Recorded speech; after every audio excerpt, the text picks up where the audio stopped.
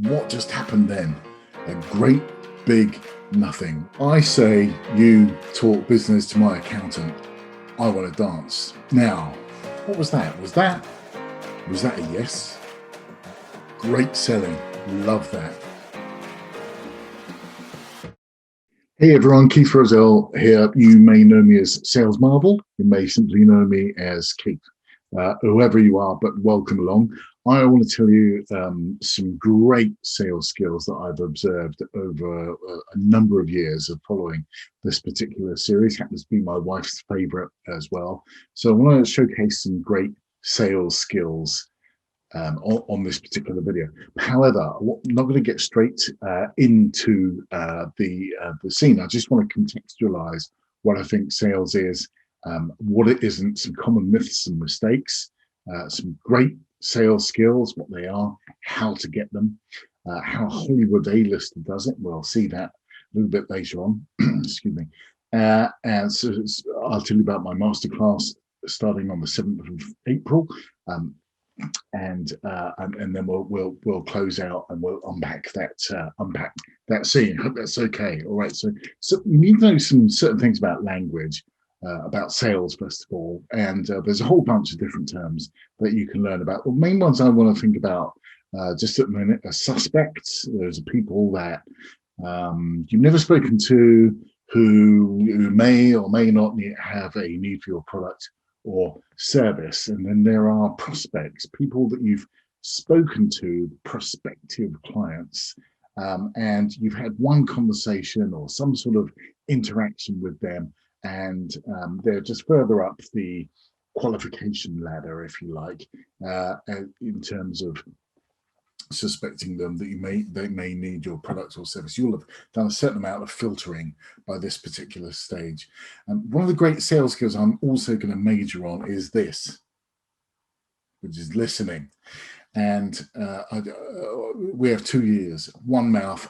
You've probably heard all those cliches before, but the cliches for a reason, because far too many salespeople just are in transmit mode, and it's really tiresome. You've got to listen to what the prospect's after. That's a really, really big subject. I'm not going to do it justice here, but I do want to put that out there, that you are going to need to be aware of listening skills.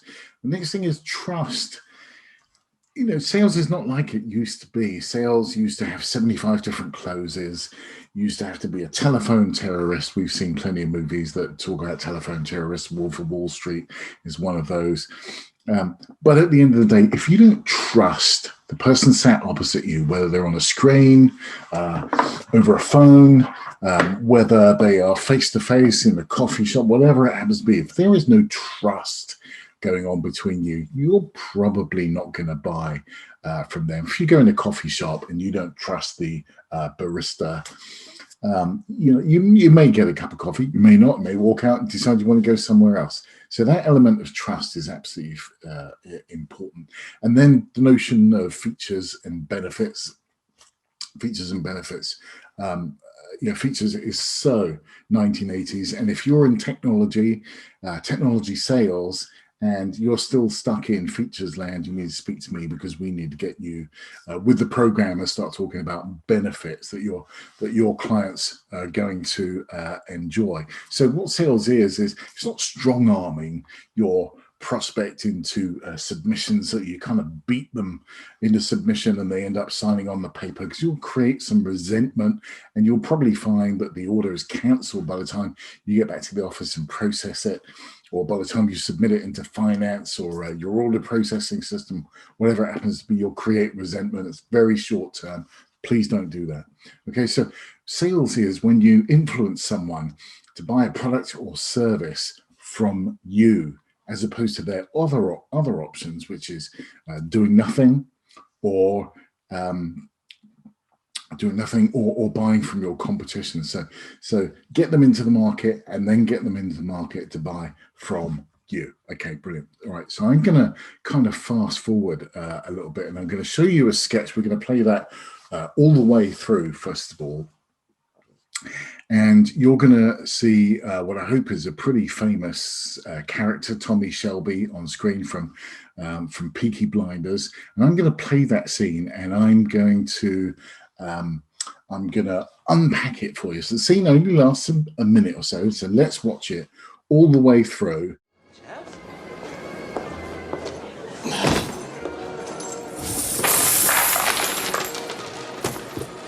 Your money, Mr. Kimber. Rescued from the Lee brothers and returned to you with a request for a fair hearing. Your own protection is failing, Mr. Kimber. Your boys are taking cuts. I want to suggest that from now on, you contract out your racetrack security to the Peaky Blinders. We'd be saving you a lot of money, Mr. Kimber. A lot of money. In return, you give us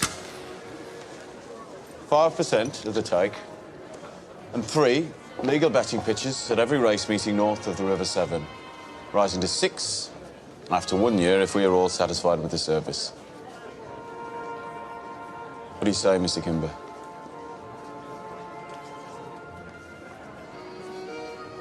I say you talk business to my accountant.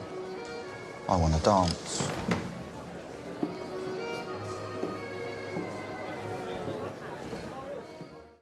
We're going to go back and revisit tiny pieces of that, see what's going on, because I think this is a masterclass in salespersonship. Not salesmanship, but salespersonship, because this skill can be acquired by anyone, no matter who you are. If you work hard enough, you listen hard enough, you can get here too. So here we go then.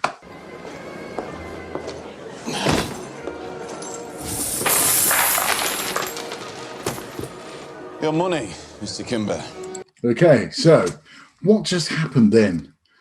So we've just seen Tommy Shelby walk in. There's some background music playing. There's some atmosphere, and of course, that's not going to be happening when you're talking to your prospects, or whether it's face to face or online over a screen, whatever. You're not going to have any of that. So what are you going to do to compensate for that? You've got to get their attention somehow and keep their attention. Now, in this clip, he's just walked in and he's put down a pile of money just on the table, and he's got the other person's, the prospect's attention. The prospect in this case is Billy Kimber, the guy with the mustache, and the clean-shaven guy next to him is Billy Kimber's accountant, his numbers guy. Al Capone was very dependent on his numbers guy. So these guys are really important in that particular world. Okay, so he's come in and he's got their attention now. In sales, that is called a pattern interrupt, because your prospect is not just sat there waiting for your phone call or knock on the door or you to wander in the office with a cup of coffee. They're not waiting for that. They're almost certainly doing something.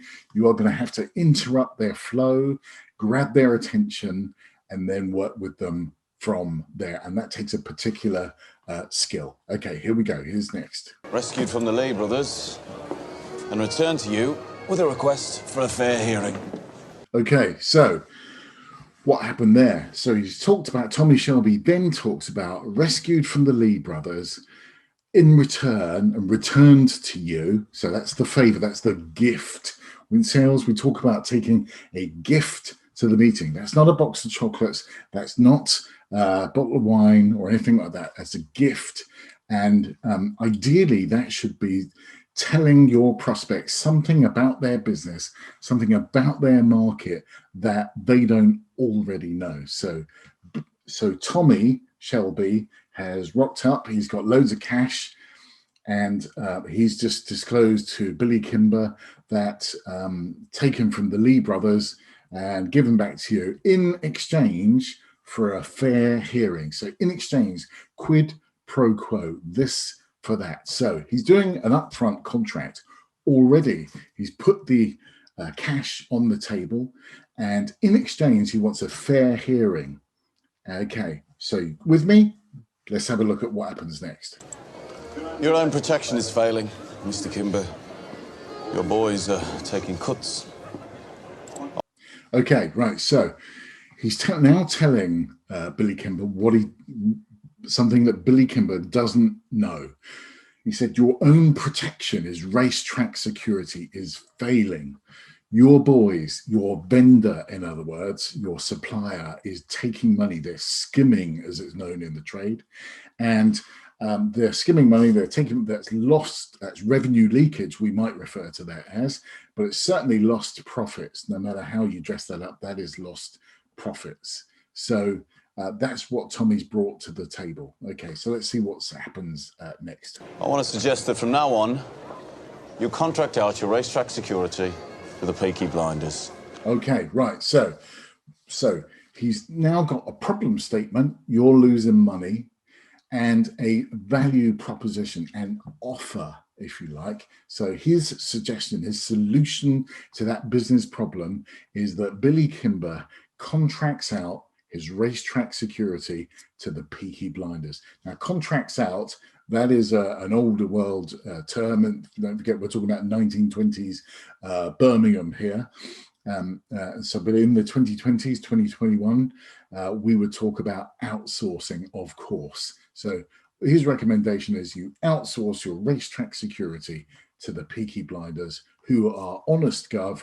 They're not going to steal any money from Billy Kimber, because I'm guessing Billy Kimber has a particular way of dealing with that kind of behavior. Should he happen to find out, I'm guessing HR wouldn't be too pleased about the way he deals with it either. Okay, right, let's see what happens next.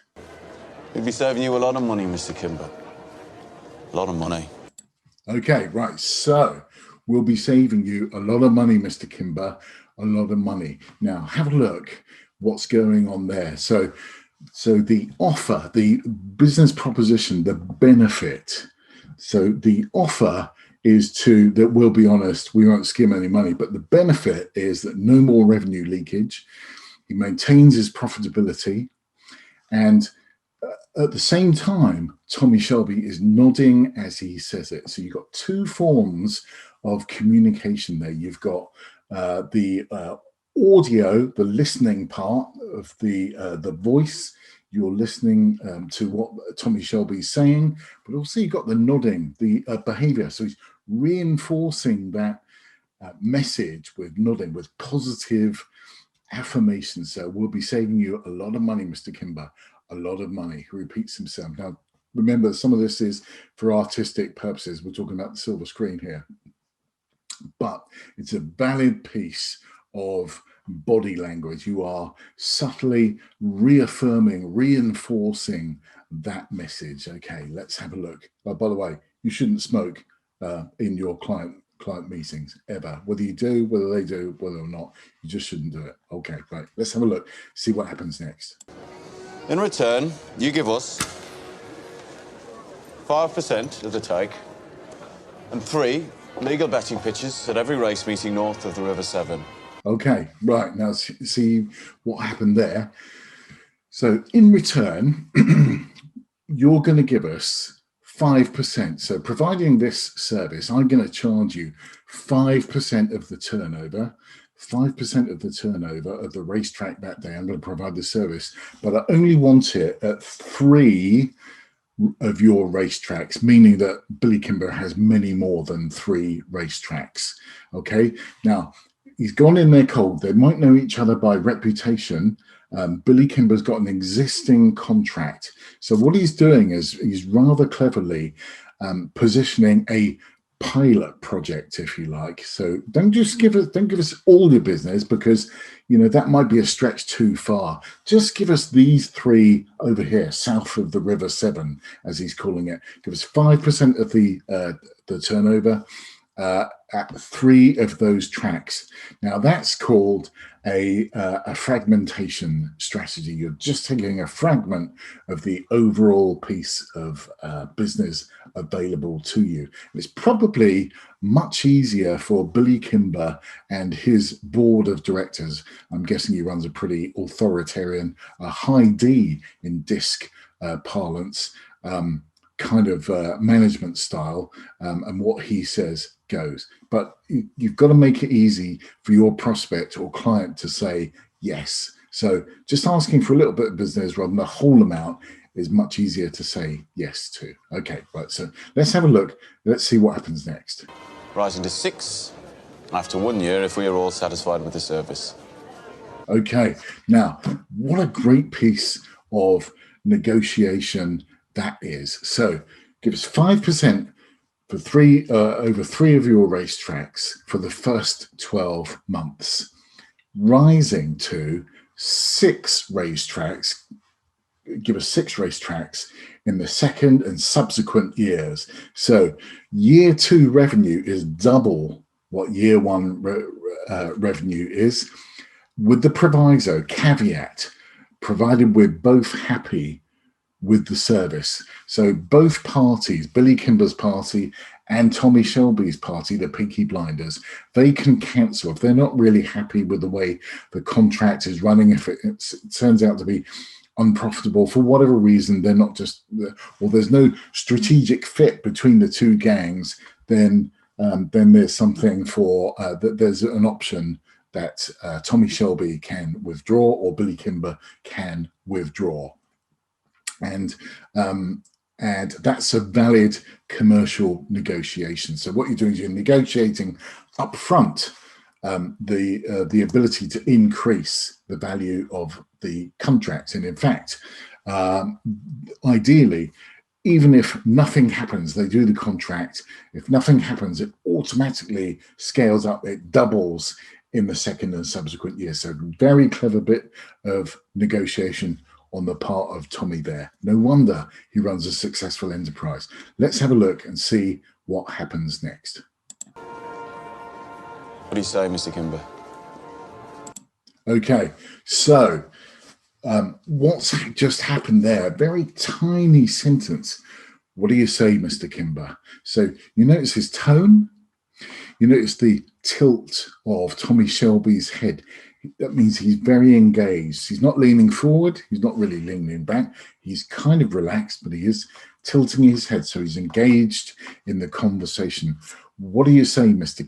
Kimber? So he's asked what we in the sales profession call a test close or a trial close, or sometimes even it's called a soft close. So he's not saying something really overt or crass, like saying, press hard, 5th copy is yours, give me the contract right now. He's asking for Billy Kimber's thoughts, his opinion on the offer. What do you say, Mr. Kimber? What do you say? Okay, so let's see what happens next.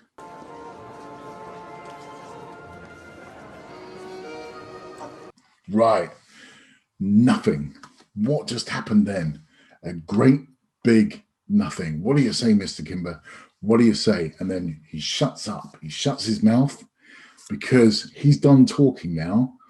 And so this brings into notion the communication skill of silence. Now, this is something I speak about often and use even more often in my own communications, because whatever happens next, when you've got to a certain part of the meeting and you are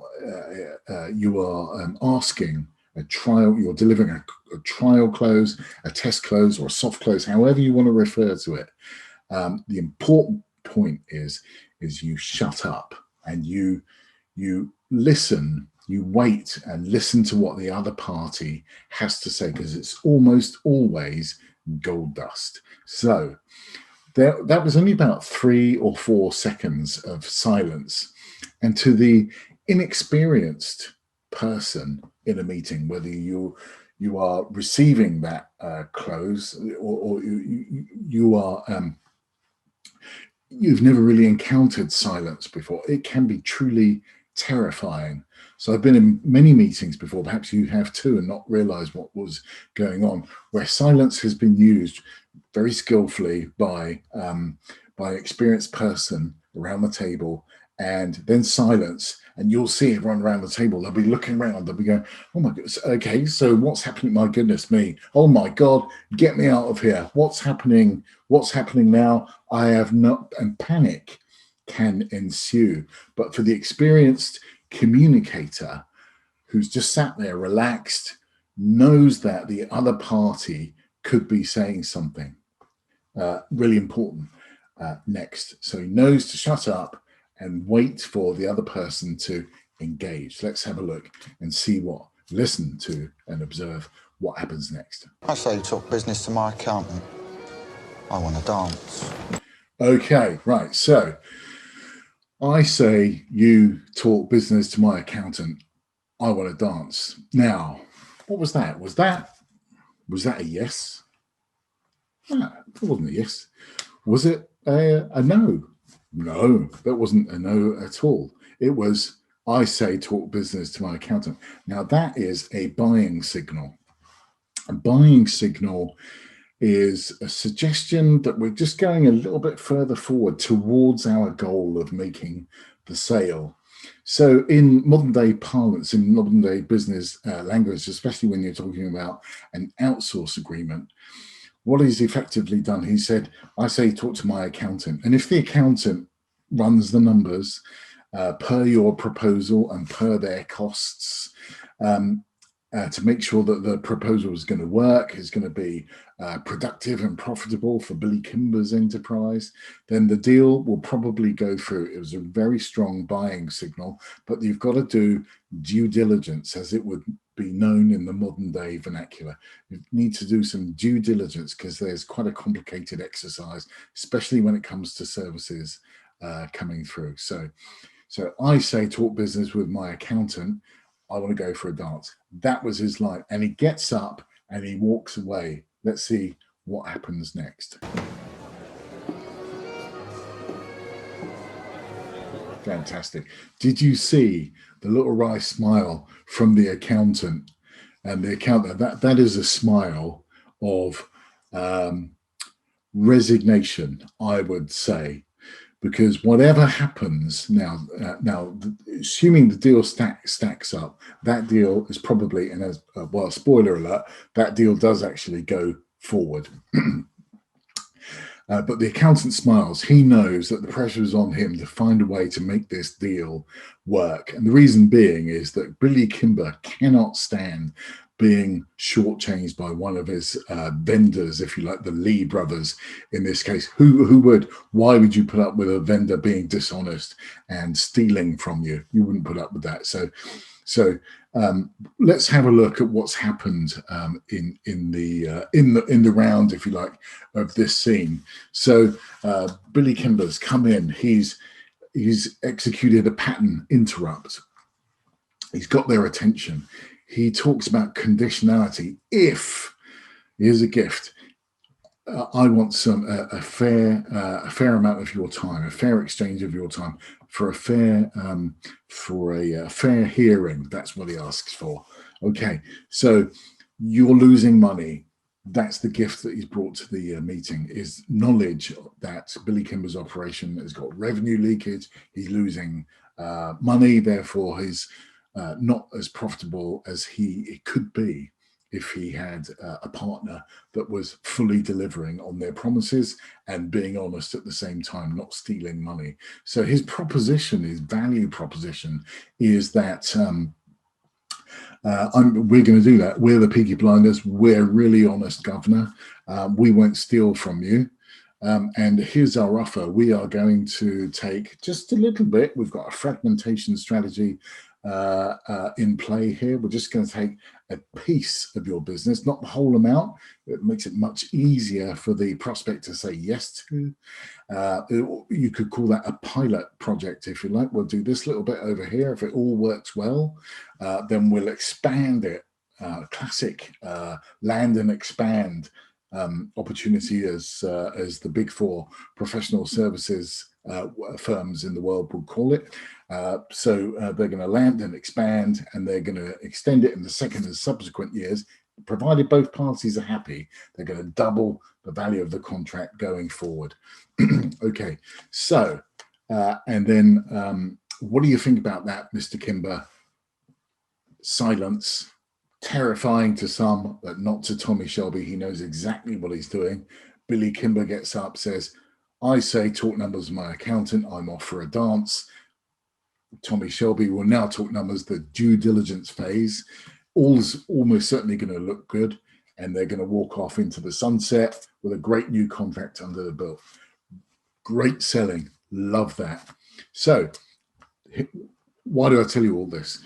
Sales communications are just absolutely the lifeblood, your best tool that you have in your arsenal ever, and you've got to get good. If you want to be successful in sales, no matter what you're selling, whether it's gym memberships, whether it's software outsourcing, whether it's racetrack security like Tommy Shelby, you've got to get good at communicating, articulating your solution and why you're different or better than the opposition. Okay, you've got to get good at that, and once you master that art, then you can take that skill pretty much anywhere. So I am now going to link this to my upcoming sales masterclass, that if you want to acquire skills just like that, then I can help you to do that.